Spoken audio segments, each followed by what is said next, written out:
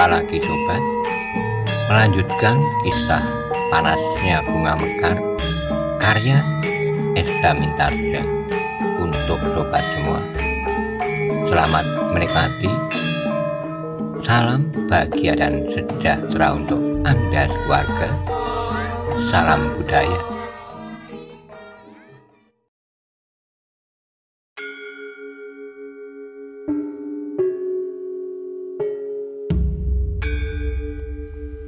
Pada episode sebelumnya dikisahkan, Ki Watu Kendeng telah meninggalkan Padepokan Kenanga untuk menyelenggarakan penguburan terhadap anak dan adiknya. Sesampai di Padepokan Watu Kendeng, di Pedukuhan itu pun menjadi gempar dan banyak menimbulkan tanggapan berbagai macam. Bagaimana kisah selanjutnya? Simak bersama-sama.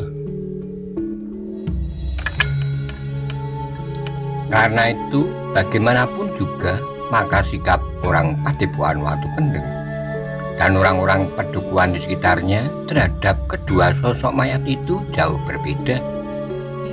Mereka menghormati mayat Kudo Pramujo, tapi mereka memandang pun segan terhadap mayat Gagak Branang. Demikianlah maka Padepokan Watu Kendeng diliputi oleh suasana berkabung. Agak berbeda dengan suasana yang diliputi Padepokan Kenanga. Meskipun kedua padepokan itu sama-sama menyelenggarakan beberapa sosok mayat, namun dalam ikatan dan keadaan yang berlainan. Bagi Padepokan Watu Kendeng, maka yang terjadi benar-benar merupakan peristiwa yang pahit. Sementara bagi Padepokan Kenanga ada sepercik kebanggaan karena kehadiran Maesa Bungalan yang telah berhasil mengalahkan orang-orang yang memiliki ilmu yang tinggi, yang tanpa Maesa Bungalan akan dengan mudah menghancurkan padepokan mereka. Ketika kemudian matahari turun ke barat, setelah kesibukan di Padepokan Kenanga selesai, maka mereka dengan segera melupakan apa yang telah terjadi. Para cantrik sudah dapat berguru lagi di antara mereka. Bahkan murid-murid Ki Silobojro pun sudah sempat lagi berada dalam sanggar untuk meneruskan latihan-latihan mereka. Sedangkan pada saat yang sama, orang-orang Padepokan Watu Kendeng masih tetap berada dalam suasana berkabung. Setiap penghuni Padepokan Watu Kendeng masih tetap menundukkan kepala dengan sedih. Maesa Bungalan yang masih berada di Padepokan Kenanga melihat suasana yang cepat berubah itu, namun nampaknya agak lain dengan Ken Padmi. Gadis itu masih tetap diliputi oleh suasana yang muram. Meskipun kematian yang terjadi itu tidak menyangkut sanak kadangnya, tetapi Ken Padmi masih saja merasa dibayangi oleh kesalahan. Ia merasa menjadi penyebab bahwa semuanya itu telah terjadi. Namun selain merasa bersalah, ada sesuatu perasaan yang terselip di hatinya. Jika ia sadar bahwa Maesa Bungalan masih berada di Padepokan Kenanga, maka tiba-tiba hatinya terasa menjadi sejuk. Ia tidak mengerti dengan pasti apakah ia memang telah tertarik kepada anak muda itu. Namun sebagai seorang gadis, ia selalu menghindari pertanyaan itu, meskipun tumbuh di hatinya sendiri.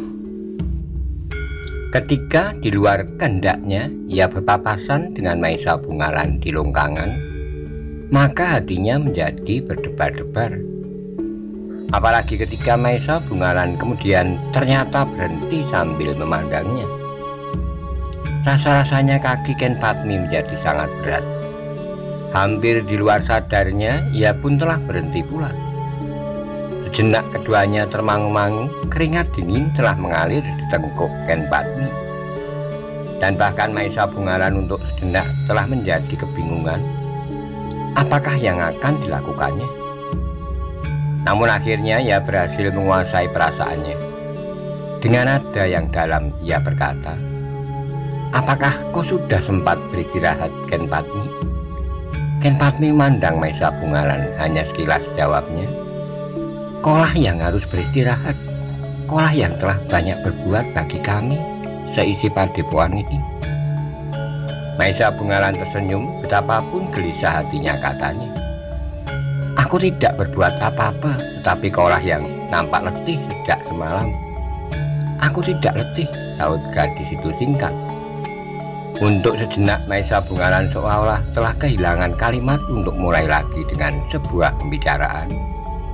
Namun tiba-tiba saja ia berkata, "Ken Padmi, agaknya aku tidak akan dapat lama di Padepokan ini."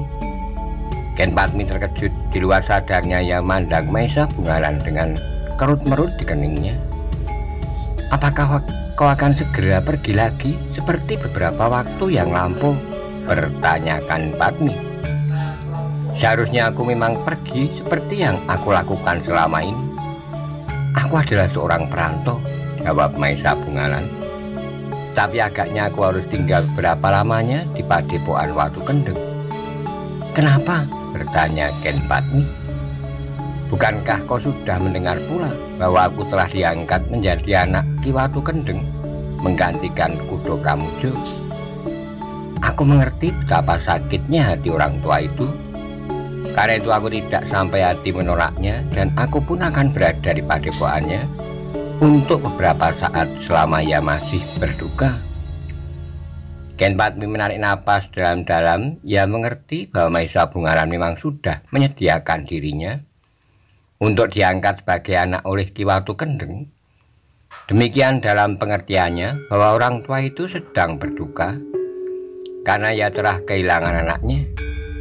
Kematian Kudo Pramujo bukannya kematian yang sewajarnya seperti kebanyakan kematian-kematian yang pernah terjadi, tetapi kematian Kudo Pramujo adalah karena persoalan yang justru merupakan noda yang kelam bagi keluarga Ki Watu Kendeng. Ken Padmi, tiba-tiba saja terdengar Maesa Bungalan berdesis, "Aku besok akan mohon diri kepada Ki Silobojro, kepada Makerti, kepada Gemak Werdi, dan kepadamu." Ken Padmi menundukkan kepalanya dengan nada yang dalam. Ia menjawab, "Mudah-mudahan jarak dari Watu Kendeng tidak akan menjadi lebih panjang lagi, Maesa Bungalan. Ada kecemasan dalam hatiku bahwa setelah Watu Kendeng kau akan berjalan semakin jauh lagi." Maesa Bungalan menarik napas dalam-dalam. Dengan suara yang datar ia menjawab, "Seharusnya aku memang akan berjalan semakin jauh, Ken Padmi. Aku akan menjauhi segala tempat. Aku akan mendekati segala tempat pula. Karena itu aku akan berada di mana-mana, tetapi juga tidak berada di mana-mana. Setiap katamu membuat aku semakin bingung. Tapi kau dengar suara hatiku meskipun aku tidak mengatakannya." Maesa Bungalan menahan napasnya. Kata-kata itu telah mendebarkan jantungnya. Namun dalam pada itu ketika Ken Padmi menyadari pengakuannya, meskipun samar-samar wajahnya menjadi merah. Sebagai seorang gadis, ia telah berkata terlalu jauh dalam hubungan antara manusia. Karena itu maka wajahnya menjadi semakin tunduk. Keringat dinginnya telah mengalir membasahi segenap tubuhnya. Maesa Bungalan melihat kegelisahan itu meskipun ia sendiri merasa canggung. Namun ia tidak dapat membiarkan perasaan gelisah itu mencekam perasaan Ken Padmi semakin dalam. "Ken Padmi," berkata Maesa Bungalan, "aku dengar suara hatimu, namun suara itu telah luluh dengan suara hatiku sendiri."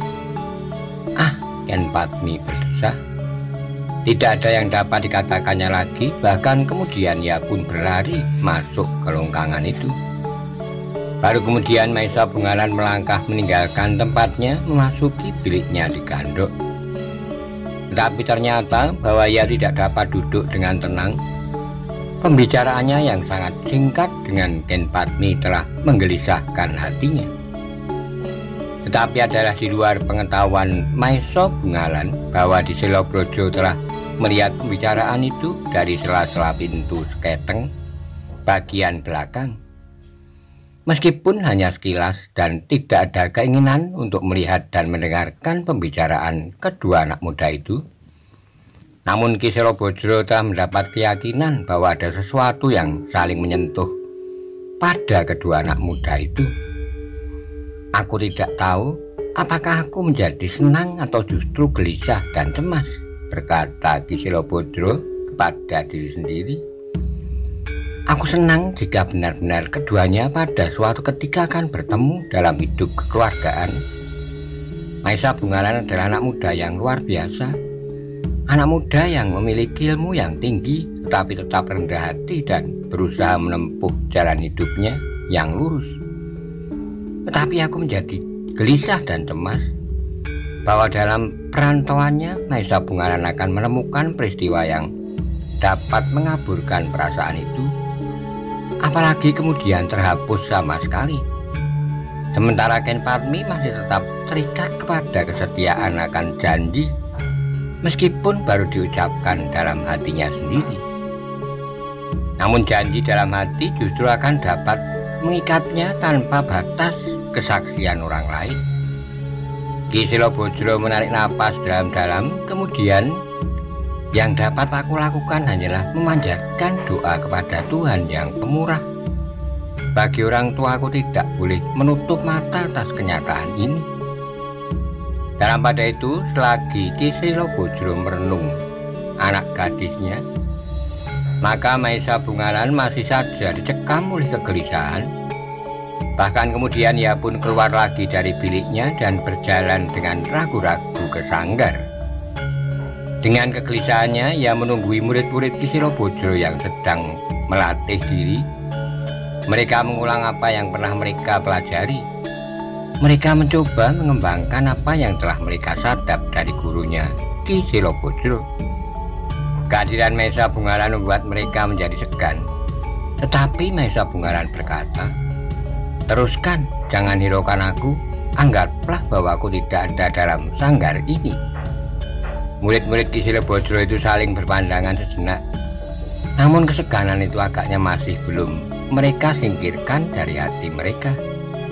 "Teruskanlah, aku juga pernah pada suatu saat seperti kalian belajar dan mencoba mengulang-ulang, kemudian mencari bentuk perkembangannya. Betapapun segan dan canggungnya, namun akhirnya mereka pun telah melanjutkan latihan mereka. Mula-mula dengan ragu-ragu, namun perlahan-lahan mereka dapat mengesampingkan perasaan itu, sehingga latihan itu pun menjadi semakin lama semakin cepat pula. Tapi ternyata bahwa latihan itu tidak dapat merampas seluruh perhatian Maisa Bungaran. Meskipun ia tetap berada dalam sanggar, namun angan-angannya kadang-kadang telah terbang jauh ke dalam dunia harapan. Karena itulah maka ia seolah-olah terkejut ketika tiba-tiba saja latihan-latihan itu telah berakhir di malam yang telah larut. Semalam suntuk, Maisa Bungaran harus menunggu dengan gelisah di dalam biliknya. Ia menjadi berdebar-debar ketika terdengar kokok ayam jantan menjelang fajar menyingsing. Namun ia sudah membulatkan tekadnya untuk pergi ke Watu Kendeng. Ia tidak ingin berada terlalu lama di Padepokan Kenanga. Bagaimanapun juga ia harus menjaga agar hubungannya dengan Ken Padmi yang seolah-olah telah mereka akui tanpa kata-kata dapat menarik perhatian orang-orang di sekitarnya, sehingga mungkin akan dapat mengurangi penilaian mereka terhadap keluhuran budi anak perempuan Ki Selobodro, yang bagi orang-orang di Padepokan Kenanga dan sekitarnya, Ki Selobodro merupakan orang yang paling mereka hormati di samping Ki Buyut. Demikianlah maka Maisa Bungaran pun kemudian persiapkan bukan saja badannya, tetapi juga hatinya. Ia harus minta diri dan pergi ke Padepokan Watu Kendeng. Apapun yang akan dialaminya di Watu Kendeng akan diterimanya sejauh dapat dilakukan. Ia akan menjadi anak yang baik bagi Ki Watu Kendeng. Meskipun sejak semula Maisa Bungaran harus meyakinkan bahwa ia tidak akan dapat tinggal terlalu lama di padepokan itu. Ketika kemudian Maisa Bungaran duduk bersama Ki Selobodro di pendopo, Setelah mereka selesai dengan membenahi diri masing-masing, maka Maesa Bungalan pun segera mengutarakan maksudnya untuk minta diri meninggalkan Padepokan Kenanga. Demikian tergesa-gesa, bertanya Ki Selobodro. Aku harus memenuhi kesanggupanku. Aku akan pergi ke Watu Kendeng agar Ki Watu Kendeng tidak terlalu lama menunggu, jawab Maesa Bungalan. Ki Selobodro tidak dapat menahan Maesa Bungalan terlalu lama. Ia sendiri mendengar betapa Ki Watu Kendeng yang kehilangan anak dan adiknya itu menginginkan Maesa Bungalan untuk menggantikan anaknya yang terbunuh. Karena itu maka Ki Selobodro pun telah melepaskan Maesa Bungalan dengan hati yang berat. Setiap kali ia selalu teringat kepada anak gadisnya yang tentu akan menjadi gelisah pula sepeninggal Maesa Bungalan. Mungkin untuk 1-2 hari saja, berkata Ki Selobodro dalam hatinya. Tapi mungkin pula berbulan-bulan, bahkan ia akan tetap menunggu untuk waktu yang tidak tertentu. Namun bagaimanapun juga akhirnya Maesa Bungalan minta diri untuk meninggalkan padepokan itu. Kepada Makerti, kepada Gemakwerdi, dan kepada para murid, para cantrik, dan seluruh penghuni padepokan, termasuk Ken Padmi, Maesa Bungalan pun kemudian minta diri. Apakah kau memerlukan seorang penunjuk jalan? Bertanya Ki Selobodro. Tidak, jawab Maesa Bungalan. Petunjuk arah yang aku terima sudah cukup bagiku.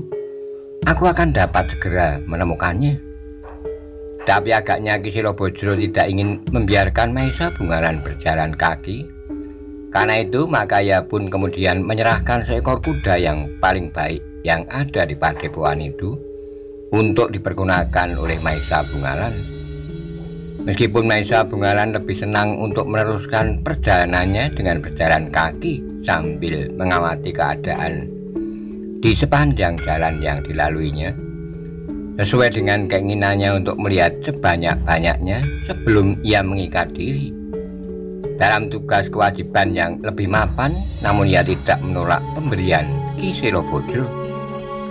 Karena itulah maka ia pun kemudian meninggalkan Padepokan Kenanga dengan berkuda, tetapi juga dengan hati yang sangat berat. Ketika kudanya mulai menderap sekali lagi, ia berpaling. Ia hampir tidak melihat orang-orang yang berdiri berjajar di muka regol. Yang dilihatnya adalah Ken Padmi yang berdiri bersandar uger-uger pintu regol, memandanginya dengan wajah yang muram.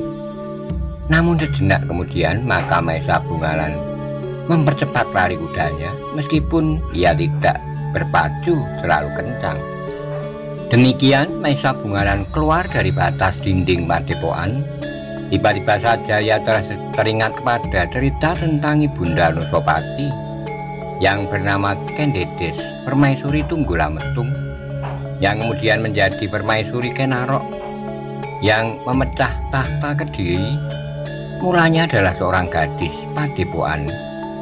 Betapa gadis yang bernama Ken Dedes itu pun pernah menumbuhkan banyak persoalan di antara anak-anak muda, bukan saja dari padepokan, tetapi juga anak-anak muda dari daerah yang jauh. Maesa Bungalan menarik napas dalam-dalam. Cerita tentang Ken Dedes memang tidak dapat disembunyikan lagi. Bagaimana Kuwu Tunggulametung telah memaksa gadis itu dan membawanya ke Tumapel. Meskipun semula hal itu dilakukan karena pengaruh seorang anak muda yang bernama Kudo Sempono.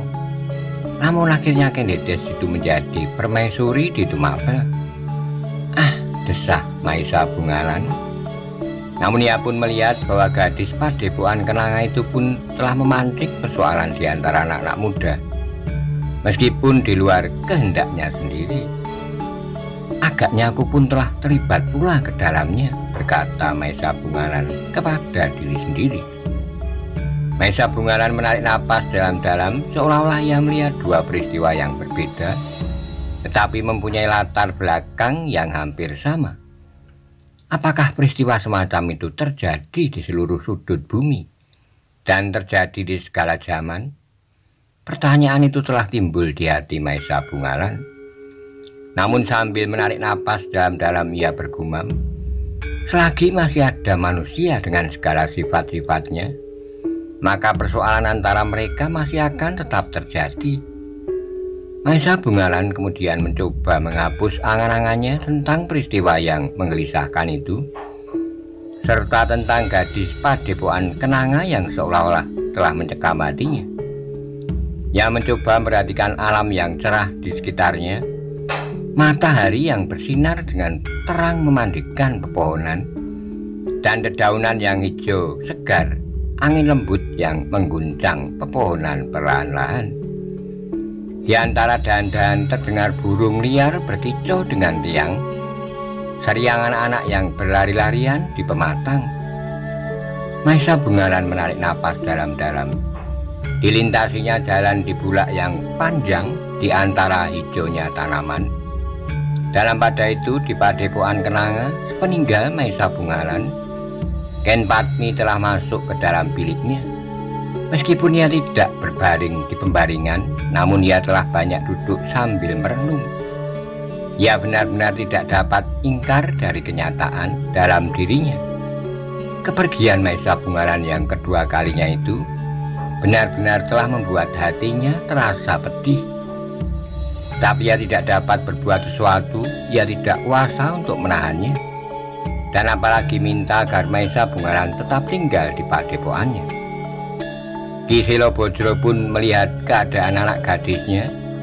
Ia ikut merasakan kepedihan karena perpisahan itu, tetapi ia pun tidak ingin mendahului segala-galanya. Ia tetap diam dan menunggu perkembangan berikutnya.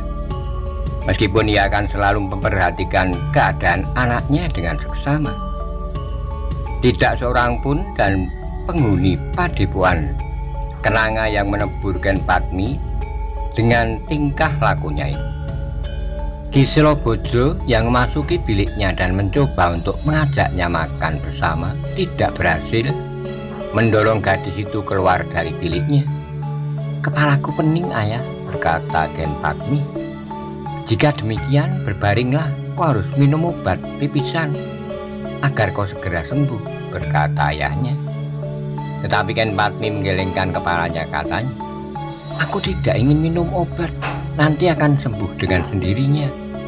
Ki Silobodro tidak memaksanya, namun keadaan anak gadisnya itu cukup menggelisahkannya. Apalagi ia tidak akan dapat memperhitungkan apa yang akan dilakukan Maesa Bungalan. Jika Maesa Bungalan itu seorang anak muda yang tinggal di pedukuhan atau padepokan yang tidak terlalu jauh, maka kemungkinan kelanjutan dari hubungannya dengan anak gadisnya masih dapat diharapkan. Tetapi Maesa Bungalan adalah seorang anak muda yang berasal dari daerah yang jauh, yang merantau tanpa tujuan, sekedar untuk memperluas pengalamannya.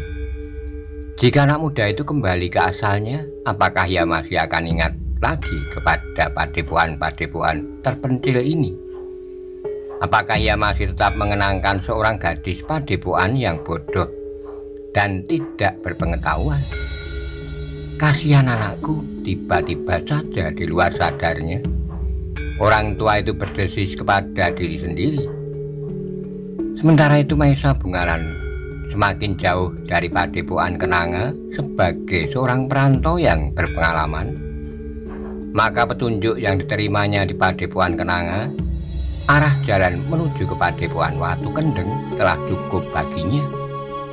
Ia tidak menemui kesulitan sama sekali. Beberapa ciri yang diberitahukan kepadanya oleh orang-orang Padepokan Kenanga segera dikenalnya. Namun demikian, semakin dekat Maesa Bungalan dengan Padepokan Watu Kendeng, hatinya menjadi semakin berdebar-debar, seolah-olah ia sedang menuju ke sebuah pintu gerbang dari daerah asing yang akan menjadi tempat tinggalnya, meskipun hanya sementara. "Aku akan memasuki daerah yang mendebarkan," berkata Maesa Bungalan kepada diri sendiri.